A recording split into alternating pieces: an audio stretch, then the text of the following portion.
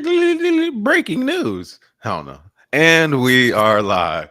Good morning, crypto warriors, and welcome back to Gentlemen of Crypto, episode 1209. Today is Monday, April 8th, 2024, and I'm King. And I'm Bitcoin Zay, here to bridge the gap between cryptocurrency and the community, Monday through Friday at 10-ish.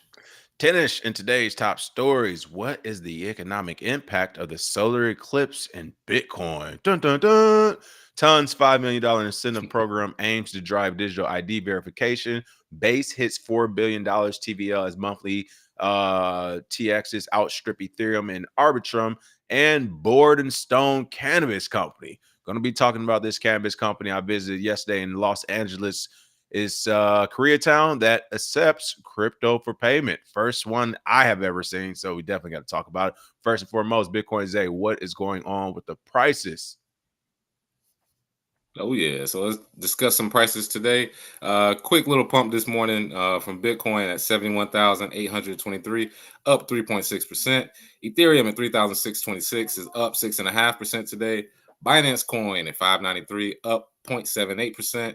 Solana at 180 is down 0.39% on the day. XRP at 61 cents, up 2.2%. Dogecoin sitting at 20 cents is up 2% on the day. Cardano at 60 cents, up almost 2% on the day. And Toncoin, which we got a story about today, at 580, up 8.2% on the day. And really, the only coin in red is Solana because blockchain broke again, which happens too often for me.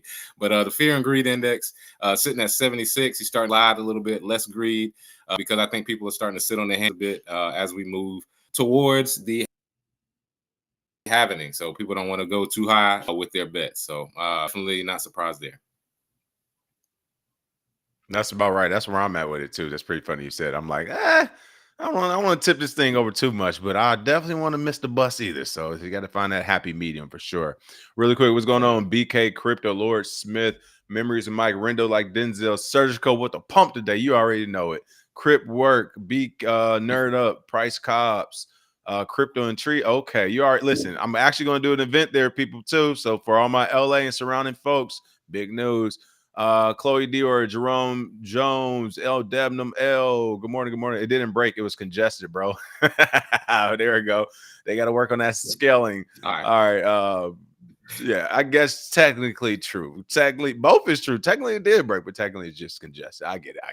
All right. Top story of the day. We got to talk about it because it's happening. I'm going to leave this one to Bitcoin Zay because you all know he talks to spiritual people and the moons and stars and wolves howling and all the other good shit. But what is the economic impact of the solar eclipse? Of course, we're talking Bitcoin. Really quick, they're saying the total solar eclipse today could generate $6 billion in economic activity. According to one estimate, businesses along the path of the eclipse, from restaurants to psychics, are preparing for an influx of visitors, with hotels fully booked and charging up to double their usual rates.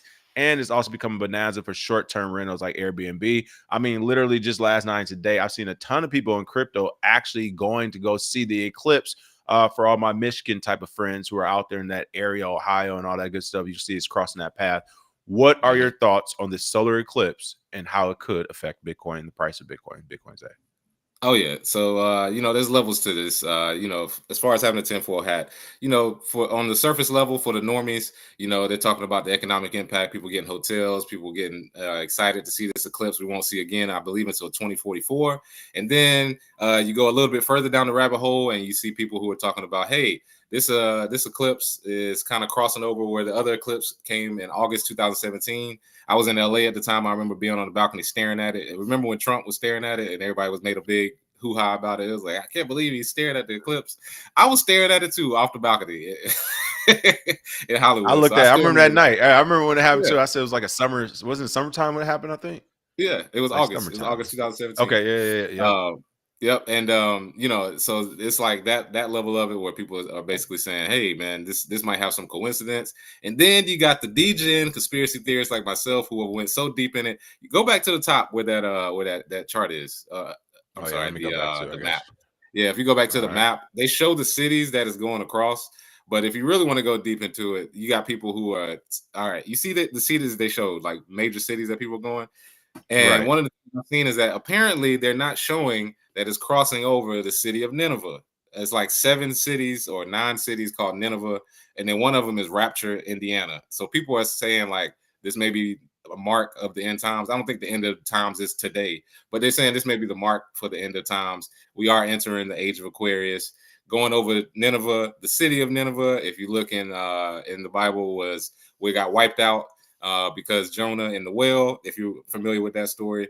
And that's why they were making a big deal about that. Also, it's supposedly the solar eclipse is under a constellation of a whale. So imagery there with the Bible and all of that. So you got people in the Bible sphere, you got people in the astrology sphere, you got people in the economic sphere. The main thing is during the solar eclipse, see it, and from an economic standpoint, the age of Aquarius is supposed to be the age of knowledge and where things go. So my prediction is not shit is gonna happen. With all that being said, nothing's gonna happen. Well, we got a pump. We did get a pump today, so boom. Yeah. But I mean, technically, is this the all-time high? To be real? No, it's not the all-time high. But that's the I thing thought the is all-time was 71 something. that was going to happen anyway, and I think I just did the math on it a couple days ago that after the halvening, miners have to make 80,000. Bitcoin has to be 80,000 for miners to be in profit. So this was going to happen anyway, in my opinion. So with the complete market, I still think we're on pace for there to be some sort of economic shutdown or something along those lines, just to introduce the CBDC. But no man knows the day or the hour. I'm not into predicting that. But astrology is something that is definitely huge in people's minds. And actually, there's an article I want to bring up real quick, King. This article is one. It was pretty funny when I first presented it on Twitter like a couple years ago. Let's see, the astrology of money. Have you seen this before, King? Have I ever do this? The Aquarian Technopolis. No, I would remember this. I don't remember this. We talking moons and spirits and again whales and boats. I don't know, man. I'm about to this. To me, all this sounds like keep my gunpowder dry tonight. All right, that's what I told you. I get nervous, I get scared and worried, and I've got to go. I probably mentioned it in jest. Keep your gunpowder dry. Oh yeah, it is a Bitcoin no astrology. It appears.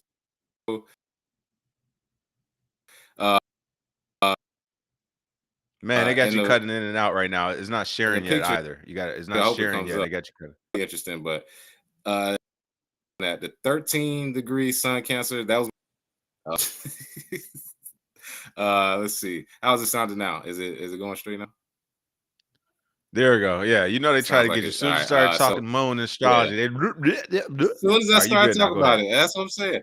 But here's the chart. All right, here's the astrology chart. Now I don't know much about astrology. I'm not that into it, but here's the chart. So at the 13th degree, Bitcoin was created. 13th degree, the Chinese yuan was created.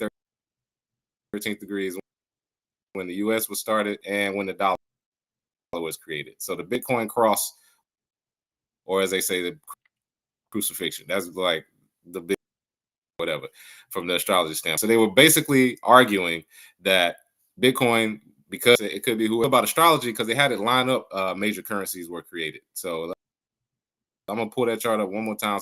But it is pretty interesting that people can see this. Those of you who are in the charts, leave us a message in the chat. I don't know that much about it. I just found out my sign when I moved to California. All them liberal hippies let me know I was Aries. Other than that, I don't know anything. I'm just saying this is just fun to think about.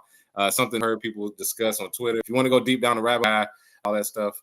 But it is hilarious though that it started cutting out as soon as I started showing it, man.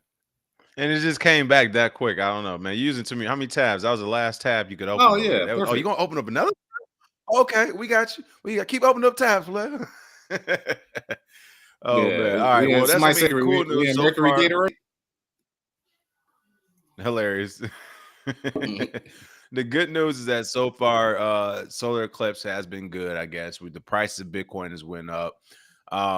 I mean, hell, the price of Solana is staying right now, even though they're going through some issues again. So far, so good for the market. My main thing is, will it stay like this, or will we see a giant dip here in the next 3 or 4 days after the hype and hoopla has worn off? And then, of course, last but not least, to me, this next 30 days, I would say next 60 days is going to get interesting. So as we approach the halving, halving's coming up here at like ASAP, people. As we approach the halving, of course, a lot of people was already saying the price of that is baked in. Some people saying it's not. Only thing I know is I do think we're still in store for a super cycle next year. So my biggest question is going to be what's going to happen the rest of this year.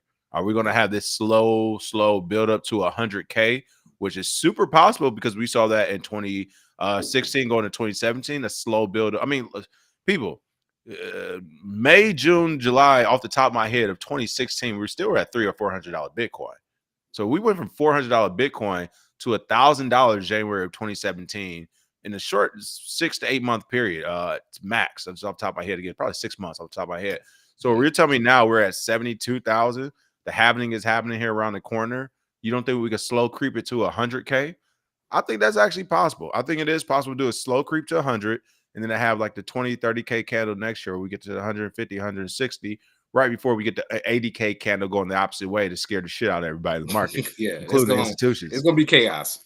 Bruh, when people start calling this, I don't care what y'all investing in. All I know is it dropped 60%. Pull it, motherfucker. Trust us. You don't want to pull it right now. Trust us. Trust me, nothing. Pull it. So like, come on, you're gonna have the fucking firefighters funding this thing and ETFs and stuff. Like BlackRock's gonna have to cover, and then that's where technically the commingling of funds will come from these type of companies, is when they get the 60 to 80% red candle and they're trying to tell people your money's not going. Everybody's like, well, how not? And they're like, well, we're protecting the other ways. It's like, so you commingling funds. Like, I can call it right now. I already know how this is gonna go down. So seriously though, my thing is I can't wait to see what happens. We could have that slow dip. We could have a sideways action and then dip all the way for the rest of this year until the market sentiment recovers, because a lot of money has been spent already. Or what I think could happen, we could have that slow buildup again. We saw it in 2020, 2021. And I think we could see it again right now. We're 72 to 100K. It's not that big of a deal anymore, people. It's a big deal to go from 40K to 100K. It's not a big deal to go from 72 to, let's not even go 100. Let's say 80, 85. It's not a big deal anymore. That's easy. That's 2 weeks. That is a 2 week, at most is 2 weeks. So we are now officially in a place where this thing can go parabolic, or we can get a nice little dip and some respite before it goes parabolic. But regardless, I think next year we're having it. Which is why also for those who have loaded up on altcoins, I know some of them are getting slashed. They're looking bad. Hey, if you believe in it and your altcoin is a good, fun one, hey, stay parked. You will have your day in the sun at one pump and dump point. Just be ready to sell that mofo. Don't do what Dogecoin people did. We told you it was going to win. It's going to the dollar. I'm going to hold this. Might want to get your money. Your money. All right, what else we have going on? Tons $5 million incentive program aims to drive digital ID verification.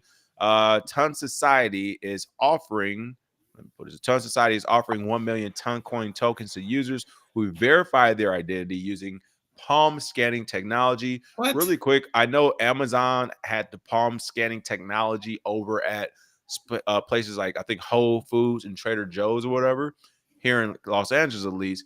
And they're starting to get rid of it, saying that, hey, basically it was just a lot of work on the back end. Technically, it wasn't even doing what it said it was doing, because they actually had to have people on the back end to match up palms with numbers and all this other stuff. So it wasn't automated the way it should have been to scale yet. So I'm just curious to see what they're doing and if it's going to work. So what's going on with this program? Oh yeah, so it seems as though they've brought out the bribery for your palm and for your digital identity verification. I mean, the biggest thing that I see is that we're pretty much too far gone. That's one thing that I always tell people, is that I had a lot more fight in me before COVID happened, and I told you I lost faith in the human race to be able to fight back, because that was the chance for people to be like no, and 80% of people still was like, I just gotta do what I gotta do. I think it's too far gone, so it's no point in pushing back against it. So hey, get your free money.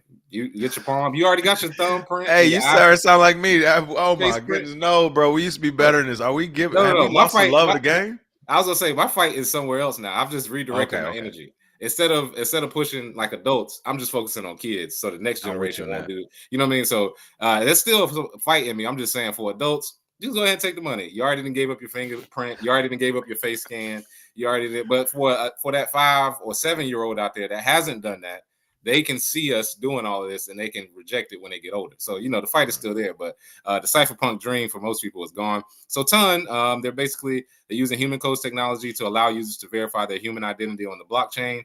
The application is available on Google Play and Apple Store. It lets you scan your palms on a smartphone. That might be kind of hard. What if you got big hands on a tiny phone? I mean, all my phones is too small for my hands, so I guess they figured that out. But it's a scalable, private, and decentralized identity that'll help onboard the first 1 billion users to the Web3 ecosystem in Telegram. And I believe this may be the catalyst for Ton becoming a top 10 coin, which we saw today. So at 583, Ton seems like is primed to take off with something like this.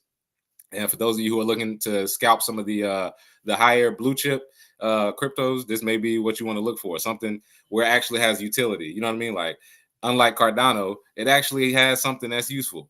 So with Ton, I mean, they're going to extract your palms. They're going to extract your information. However, they are giving you money for it. So for some people, that's an easy play. If you've already done it, you might as well just go full force. That's one thing I do agree with is if you've already given your fingerprint, if you've already given your face scan, if you've already given up, if you have a digital don't ID, stop. Don't stop now. don't stop now. Give it all up. Give up your feet No, scan. Yeah, hilarious, put your knee, bro. put your knee on there. Who cares? Put your ear on there. Give them everything. Let them do. They already done a full body scan at the airport. If you flew, they already know. Yep, they already know everything about you, what you look like, everything. So at this point, you might as well just go ahead, go for it. All right, 10 points toboggan in the spirit of you calling it, because, and speaking of which, I'm going to segue over to how the youth is making these moves. We talked about it already, but since you already started and said it of where this is going, I can see this being a dystopian movie where like the children of the next generation are like, we got to free our parents and adults because they did all the eye scans and the palm scans. That's what I'm trying to get at. I know, I'm with you, brother. That's why I started with the summer camps and started teaching in colleges. Oh, you already know. I know. That's why I keep the little young homies. Look, y'all hungry? Who hungry? Who needs some food? We got turkeys for all the kids. Listen, hey, you already know. Okay, there's many places I can go. I got the children on lock. I don't need to whatever. That's what I'm saying. Like I'm teaching my daughter right now. Like she hates cameras. She hates phones. I'm like, look, her generation, like under 5, they're gonna look at how we use technology and how it damaged us and how so many people got caught up in algorithms, so to say, and they're gonna reject it. I think they're gonna go like the opposite of us. They're gonna be like, yeah, we reject technology, technocrats and the techno, like you said. So Chloe, good point. Chloe Dior said Ton taking palm reader jobs. Hey, they might push back Palm Reader Alliances in America. We can't have Ton out here. There's only one palm reader in America. Oh yeah, Miss Cleo coming for that check. Lord have mercy.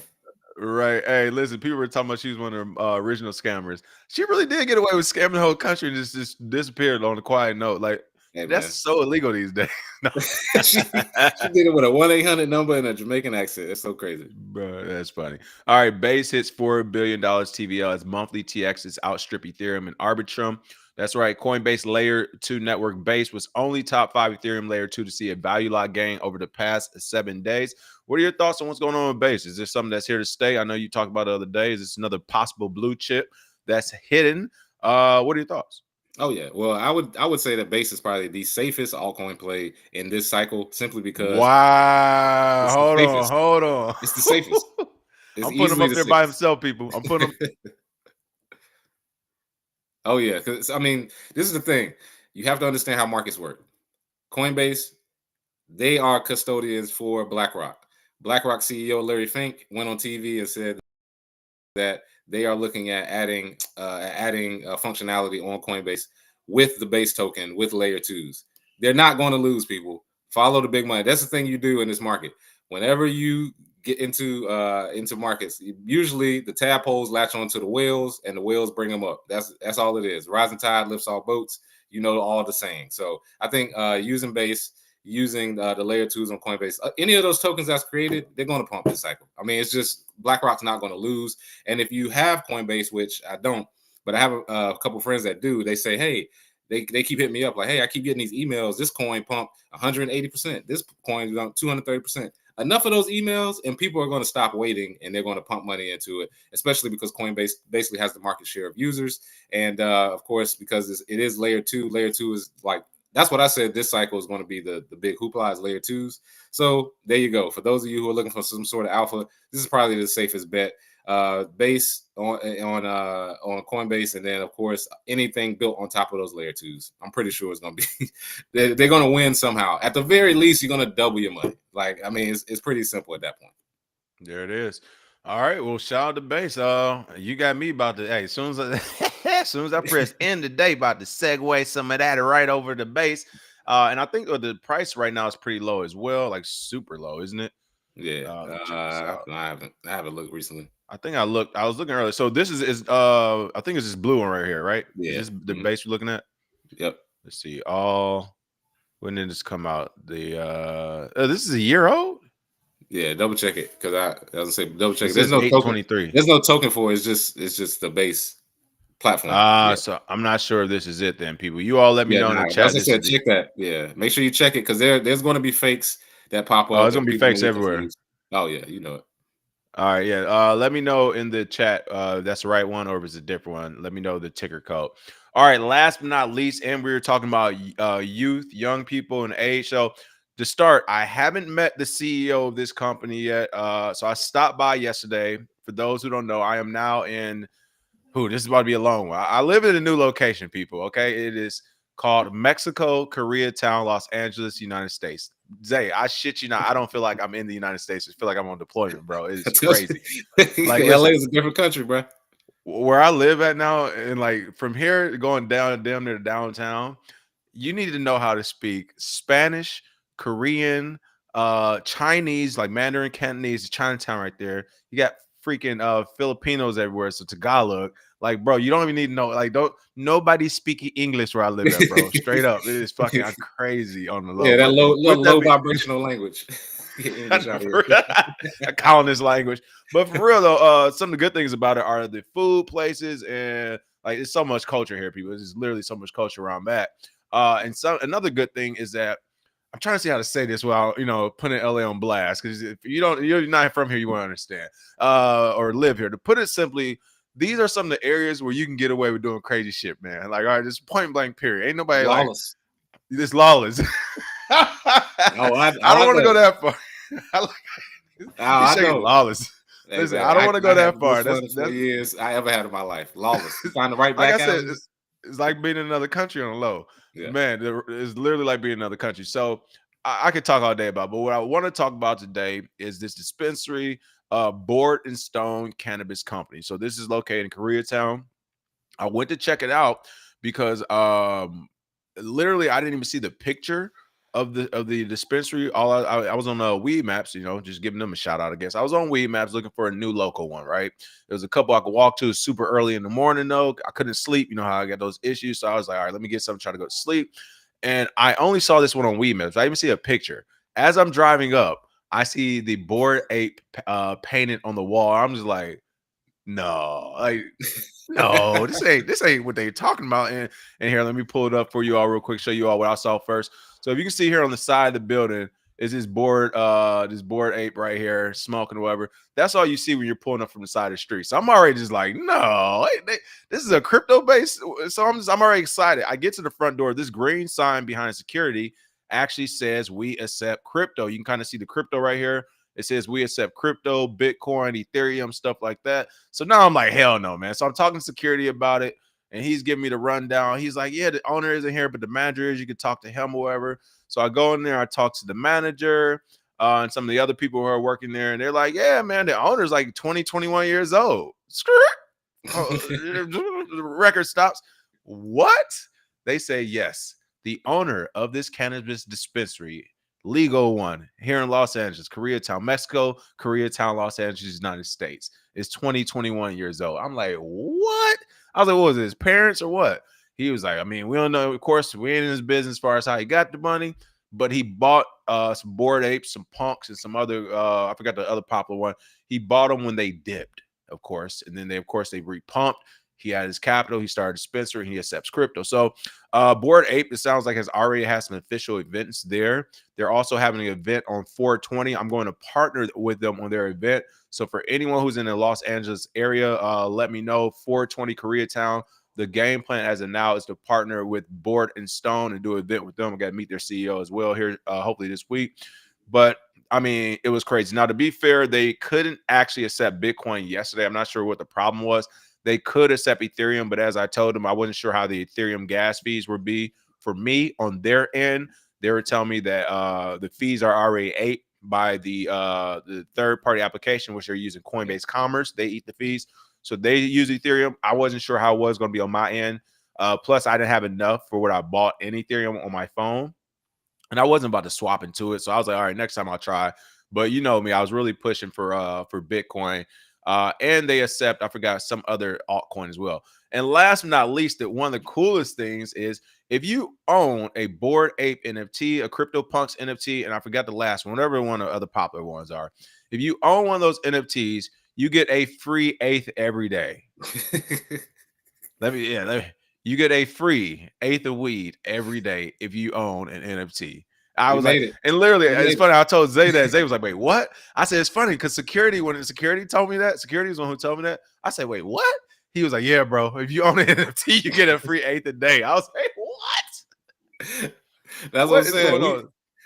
We've been talking about this for years, man. Finally, we won. Somebody finally did it, man. We've been me and King was running around LA, all the weed shops, trying to get them to accept Bitcoin back in 2017, man.